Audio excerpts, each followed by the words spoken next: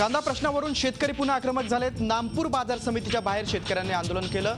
गोल्टी कांदा खरेदी करण्यास व्यापाऱ्यांनी नकार दर्शवला आणि म्हणूनच शेतकरी आक्रमक झाले आणि त्यांनी कांदा रस्त्यावर फेकून दिला। कांद्याला 100 ते 300 रुपये भाव देण्यात आला। विशेष म्हणजे मुख्यमंत्र्यांनी आज नाशिकमध्ये असताना शेतकऱ्यांनी हे आंदोलन केले। केंद्र सरकारने बाजार हस्तक्षेप योजनेत कोट्यवधी रुपये खर्चून 15,000 टन कांदा खरेदी केला होता। तो कांदा आता सडू लागलाय। नाफेडच्या भोंगळ कारभारामुळे केंद्र सरकारला मोठा आर्थिक फटका बसला आहे। कांदा खरेदीच्या योजनेत सरकारला मोठा तोटा सहन करावा लागणार आहे। जणू काही हा शासकीय कर्मदरिद्रीपणाच आहे।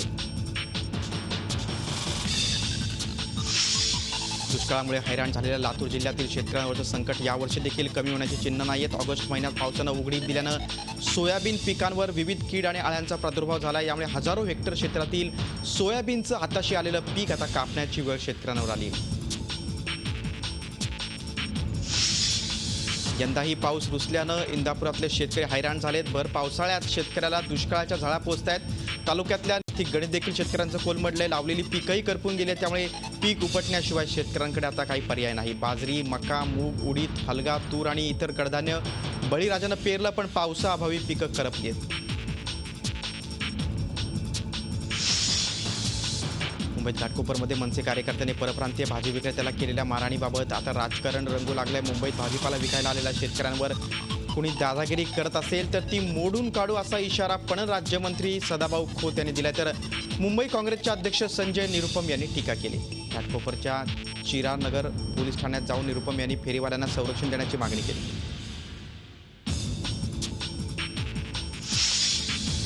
घाटकोपर मारहाणीबाबत मुख्यमंत्र्यांनी मनसेला क्लीन चिट दिले। कुठल्याही किरकोळ भांडणातून झालेल्या वादात राजकीय पक्षानं मारहाण केली असं म्हणता येणार नाही, असं मुख्यमंत्री म्हणाले। परप्रांतीयांना मारहाणीचे प्रकार राज्यात होत नाहीत असा निर्वाळा देखील त्यांनी दिला। अनेक वेळा रेग्युलर होणारी काहीतरी म्हणजे अन्य कुठल्या कारणाने होणारी एखादी मारामारी याला दुसरं वळण देण्याचा प्रयत्न होतो। मला असं वाटतं अशा प्रकारची कुठलीही स्थिती राज्यात नाही, मुंबईत नाही। त्यामुळे त्या स्थितीकडे काही फार गांभीर्याने पाहण्याची आवश्यकता आहे। इंदापूर तालुक्यातल्या एका रस्त्याची अवस्था इतकी वाईट झाली आहे की इथल्या रस्त्यांवरून जीव मुठी धरून प्रवास करावा लागतोय। दुचाकीस्वार आणि शालेय मुलांच्या वाहतुकीला या रस्त्याचा मोठा फटका बसतोय। इतकंच नाही तर एसटी बसेसनं या रस्त्यावरून जाणं देखील बंद केलंय। त्यामुळे 6 गावांचा संपर्कच तुटलाय। या मार्गावरून मोठ्या प्रमाणात अवैध वाळूची वाहतूक होते। मुळातच कमकुवत असलेल्या रस्त्यावरून एवढे मोठे ट्रक गेल्यानं रस्त्याची पूर्ती खांडोळी झाली। मात्र ढिम्म यंत्रणेला हा रस्ता काय दिसत नाही। त्यामुळे गावकरी संतापले। नात्यातलाच मुलगा छेडछाड करायचा, त्यातून वादही निर्माण झाले, पण वाद मिटला। पण त्यानंतर देखील हा प्रकार सुरूच राहिला आणि अखेर या सर्व त्रासाला कंटाळून पीडित मुलीच्या वडिलांनी आत्महत्या केली। आठवड्याभराच्या उपचारानंतर त्यांचं निधन झालं। ही घटना आहे अहमदनगर जिल्ह्यातल्या कर्जत तालुक्यातल्या बाभळगाव खालसामधली। नात्यातलाच मुलगा छेड काढायचा आणि कोपर्डीसारखी अवस्था करेन अशी धमकी द्यायचा। या प्रकरणी मृत व्यक्तीनं कर्जत पोलिसात तक्रार दाखल केली होती। ग्रामस्थांच्या मध्यस्थीने हे प्रकरण मिटवण्यात आलं।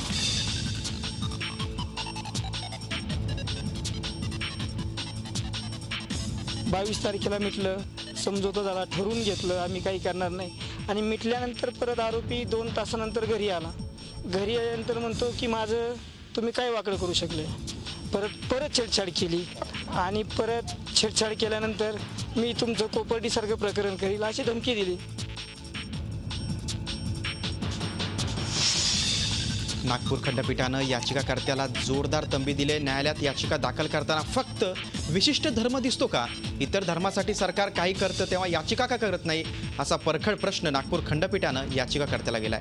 राज्य सरकारकडून लोकमान्य टिळक महोत्सवाअंतर्गत उत्कृष्ट गणेशोत्सव मंडळ आणि मूर्तिकारांना पुरस्कार देण्याचं जाहीर केलंय। नागपूरच्या जनार्दन मून यांनी या निर्णयाला आव्हान देत कोर्टात याचिका दाखल केली होती। हे पुरस्कार म्हणजे सरकारी पैशाचा अपव्यय नाही का, असा प्रश्न त्यांनी उपस्थित केला। त्यावर कोर्टानं याचिकाकर्त्याला झापलंय। तुम्ही स्वतः याचिका मागे घेता की आम्हीच ती निकाली काढायची, असं कोर्टानं विचारलं। तसंच इतर धर्मियांच्या तीर्थक्षेत्रांना सरकार जेव्हा मदत करतं तेव्हा याचिका का करत नाही, असंही खंडपीठानं विचारलंय। संपूर्ण शहरात खळबळ माजवणाऱ्या नागपुरातील ज्येष्ठ नागरिकाच्या खून प्रकरणात 48 तास उलटल्याने देखील पोलिसांना यातील आरोपींबद्दल कुठला सुगावा लागलेला नाही. या प्रकरणी संबंधी काही धागेदोरे गवसल्याचा दावा असला तरी प्रत्यक्षात मात्र कुठलाही ठोस पुरावा पोलिसांच्या हाती लागला नाही. मात्र विमानतळाच्या जवळ असलेल्या तब्बल 150 कोटी किमतीच्या जमिनीच्या वादातूनच ही हत्या झाल्याचा संशय बळवतोय. तर दुसरीकडे या प्रकरणात काही स्थानिक राजकीय नेत्यांचा हात असल्याचा आरोप मृतक निमगडे यांच्या परिवारातील सदस्यांनी केलाय. जमिनीच्या वादामुळे आपल्या जीवाला धोका असल्याचा दावा करताना निमगडे यांच्या मुलांनी पोलीस सुरक्षेची मागणी केली. नाशिक जिल्ह्यात पोलीस जनतेचे मित्र असल्याचे होर्डिंग्स लावण्यात आलेत. नाशिक जिल्ह्यात गेल्या 5 महिन्यात पोलिसांवर हल्ला झाल्याच्या 10 घटना घडल्यात. पोलीस आणि जनता यांच्यात चांगले संबंध निर्माण करण्यासाठी पोलिसांनी अशी होर्डिंग्स शहरात लावली आहेत.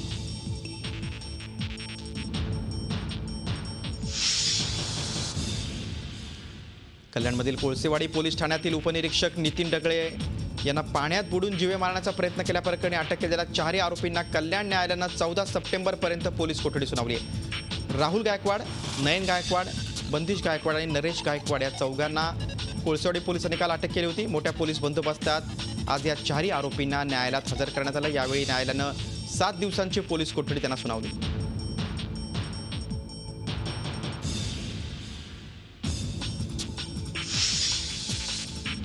प्रीती राठीच्या हत्येप्रकरणी दोषी अंकुर पनवारला सत्र न्यायालयानं फाशीची शिक्षा सुनावली आहे. 3 वर्षांपूर्वी नर्स असणाऱ्या प्रीती राठीवर आरोपी अंकुर पनवारनं ॲसिड हल्ला केला होता. त्यानंतर उपचारादरम्यान प्रीतीचा मृत्यू झाला होता.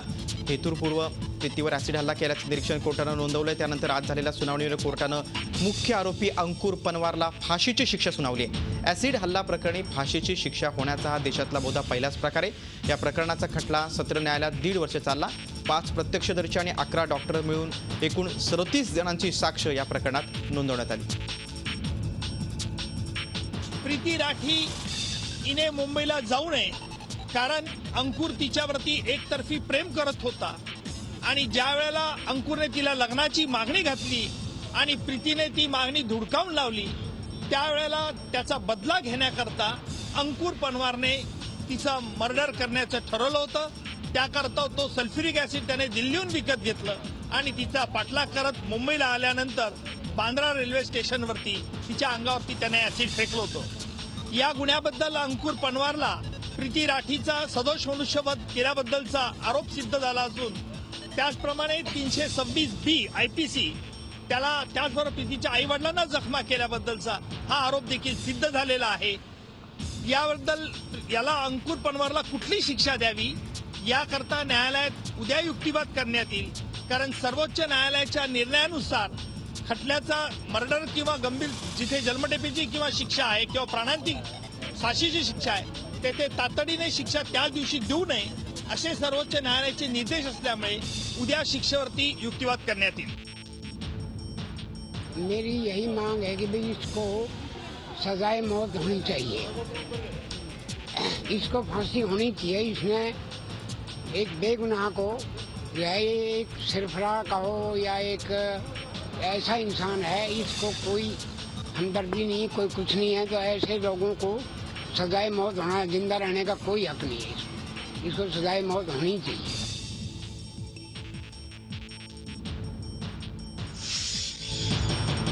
पालघर जिल्ह्यातील तलासरी तालुक्यामधील आमगाव येथे मादी बिबट्याला जेरबंद करण्यात वन विभागाला अखेर यश आले. तालुक्यातील आमगाव, संबा, डोंगरी, वाघायपाडा या ठिकाणी बिबट्यानं हायदोस घातला होता. 15 ऑगस्ट रोजी आमगाव ठाकरपाडा येथील वसंत इरम यांच्यावर बिबट्यानं हल्ला केला होता. त्यामध्ये वसंत इरम यांच्या मानेवर गंभीर दुखापत झाल्यानं उपचारादरम्यान त्यांचा मृत्यू झाला होता. नंतर 30 ऑगस्ट रोजी याच बिबट्यानं गावातील धनसुख बाबू धोडी यांच्यावर जीवघेणा हल्ला करून त्यांना गंभीर जखमी केलं होतं. गावात बिबट्याचा वावर वनातून थेट मानवी वस्तीत होऊ लागल्यानं लहान मुलांमध्ये, ग्रामस्थांमध्ये भीतीचं वातावरण निर्माण झालं. बिबट्यानं गावातील आतापर्यंत कोंबड्या, बकऱ्या, कुस्ते फस्त केल्याच्या घटना घडल्या. दरम्यान वन विभागानं बिबट्याला पकडण्यासाठी पिंजरा लावण्यात आला होता. मात्र या पिंजऱ्यात आता अखेर बिबट्या अडकलाय. वन विभागाने या बिबट्याची रवानगी आता बोरिवली येथील नॅशनल पार्कमध्ये केल्याचं समजतंय.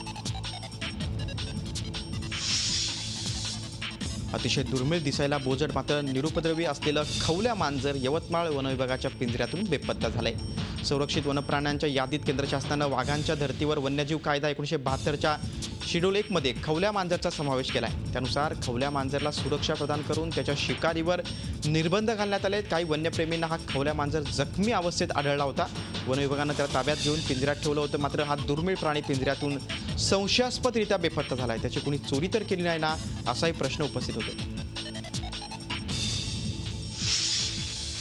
यवतमाळ जिल्हा परिषदेनं नवनवीन उपक्रमाद्वारे ग्रामीण भागात विद्यार्थ्यांना ज्ञानदान करणाऱ्या तब्बल 31 शिक्षकांचा गौरव केला. जिल्हा परिषद शाळेतील 17 जिल्हास्तरीय शिक्षक पुरस्कार आणि 14 शिक्षकांना प्रोत्साहनपर पुरस्कार प्रदान करण्यात आला आहे. याशिवाय प्रवेशोत्सव, जाहिरात बनवा, पटसंख्या वाढवा स्पर्धेतील यशस्वी शिक्षकांचा देखील गौरव करण्यात आला. पुरस्कार प्राप्त शिक्षकांना सन्मानचिन्ह, शाल, श्रीफळ आणि प्रशस्तीपत्र देऊन जिल्हा परिषदेच्या सभागृहात त्यांना गौरवण्यात आलं. तसंच जिल्हा परिषद शाळेतील गुणवंत विद्यार्थ्यांचा देखील यावेळी गौरव करण्यात आला. यवतमाळ जिल्ह्यातील वणी इथं अवैध वाहतुकीनं आणखीन एकाचा बळी घेतला आहे. नांदेपेरा वणी रोडवरील ॲटो आणि मोटरसायकलमध्ये समोरासमोर झालेल्या भीषण अपघातात दिनेश सुरपाम हा युवक जागीच ठार झाला आहे, तर अतुल निबरड गंभीर जखमी झाला आहे. त्याची प्रकृती चिंताजनक असल्यानं त्याला उपचारासाठी चंद्रपूरला हलवण्यात आलं. दोघेही वणी येथील रहिवासी असून अवैध प्रवासी वाहतूक करणाऱ्या ऑटोनं त्यांच्या मोटरसायकलला धडक दिली.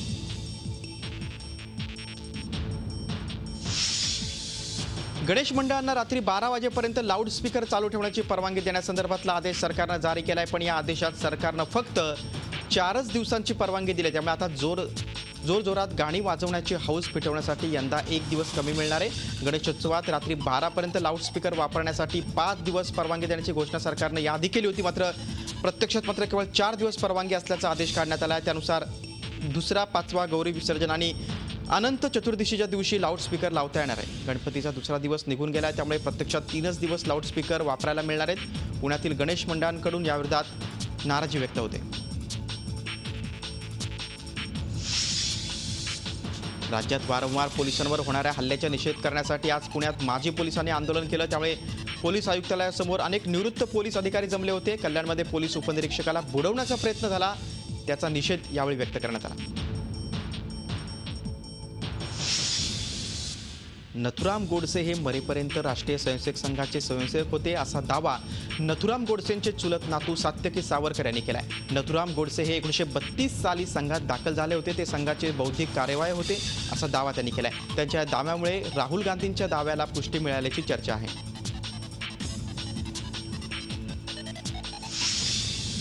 चंद्रपुरात दारूबंदी आहे. गणेशोत्सवात विघ्न निर्माण होऊ नये यासाठी चंद्रपूर पोलीस विशेष काळजी घेत आहेत. पोलीस ठाण्याच्या अंतर्गत विशेष पथकांची निर्मिती केली गेली असून याचा परिणाम बघायला मिळतोय. एकाच दिवशी तब्बल 65 लाखांची दारू जप्त करण्यात आली. दारूबंदीनंतरची जिल्ह्यातील ही आजवरची सर्वात मोठी कारवाई आहे.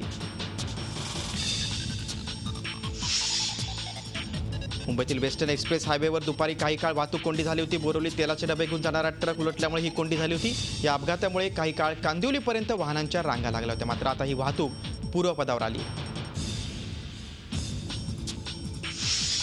मुंबईतल्या नरिमन पॉइंटला दुपारी 3च्या दरम्यान आग लागली होती. ही आग इमारतीच्या 20व्या मजल्याला लागली होती. आग विझवण्यासाठी अग्निशमन दलाच्या 4 गाड्या घटनास्थळी दाखल झाल्या होत्या आणि काही काळातच ही आग विझवण्यात त्यांना यश आलं. यात कोणतीही जीवितहानी झाली नाही.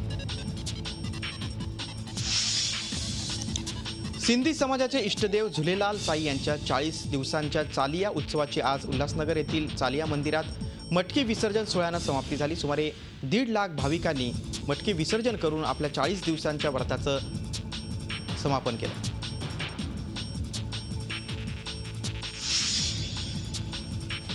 गणपती उत्सवात कोकणात विविध समाजाच्या संस्कृती पाहायला मिळतात. गणेशोत्सवात रंगत आणली जाते ती गौरी आगमनानं. कोकणात ठिकठिकाणी गौरींचं आगमन धुमधडाक्यात करण्यात येते. कोकणात कुणबी समाजाच्या महिला गौरी आगमन दरम्यान अनोख्या पद्धतीनं साजरा करतात. पाणवठ्यावरून गौरीच्या मुखवट्याची गौरी घरी आणण्याची परंपरा आहे. गौरी आणताना आगमनाची रंगतदार गाणी गुणगुणत गौरीचं आगमन होतं, तिचं स्वागत केलं जातं. गौरी आगमनाबरोबरच गणपतीची अनोख्या पद्धतीनं आराधना करण्याची परंपरा इथं पाहायला मिळते.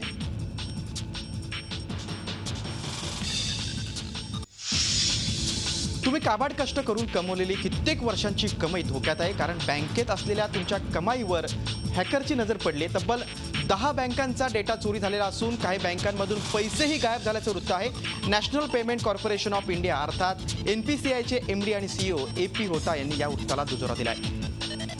NPCI या बँकांच्या संपर्कात असून या बँकांच्या खात्यांचं फॉरेन्सिक ऑडिट करण्यात येतं. या संदर्भात चौकशी सुरू असून उद्यापर्यंत अनेक खुलासे होण्याची शक्यता आहे. सर्वात महत्त्वाचं म्हणजे NPCI मध्येच डेटा हॅक झाल्याची शक्यता वर्तवण्यात येते. हॅकर्स मोबाईलवरून व्हिडिओ क्लिप पाठवत असून यात मलेशिया एअरलाईनचं विमान समुद्रात पडल्याची दृश्य आहेत. मात्र ही व्हिडिओ क्लिप नसून हा व्हायरस आहे. त्यामुळे हा व्हिडिओ उघडणंच धोक्याचा असून आपल्या फोनला जोडलेलं बँक खात्याचं हॅक होण्याची भीती आहे.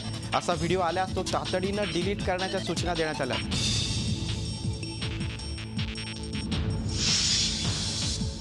जगभरात लोकप्रियतेच्या शिखरावर पोहोचलेल्या पोकेमॉन गो या गेम विरुद्ध गुजरात हायकोर्टात याचिका दाखल करण्यात आली. पोकेमॉन गो मध्ये दाखवले जाणारे व्हर्च्युअल अंडी धार्मिक स्थळांवर उमटतात, त्यामुळे धार्मिक भावना दुखावत असल्याचं याचिकाकर्त्यांचं म्हणणं आहे. ही याचिका गुजरात हायकोर्टानं दाखल करून घेतली आहे. त्याचप्रमाणे गुजरात सरकार आणि गेम तयार करणाऱ्या कंपनीला नोटीस पाठवून उत्तर देण्यास सांगितलंय. भारतात कुठेही तुम्ही ड्रायव्हिंग करत असाल तर आता ड्रायव्हिंग लायसन्स जवळ बाळगण्याची गरज नाही. डिजिटल लॉकर सेवेला लायसन्स रजिस्ट्रेशन सर्टिफिकेटशी जोडण्याचा मार्ग आता केंद्रीय परिवहन खात्यानं खुला केला आहे. आणि आता लवकरच तुम्हाला तुमच्या मोबाईलवर एका ॲप्लिकेशनमध्ये तुमचं लायसन्स सेव्ह करता येईल. या संदर्भातली योजना केंद्रीय वाहतूक मंत्री नितीन गडकरी आणि माहिती तंत्रज्ञान मंत्री रविशंकर प्रसाद यांनी लॉन्च केली.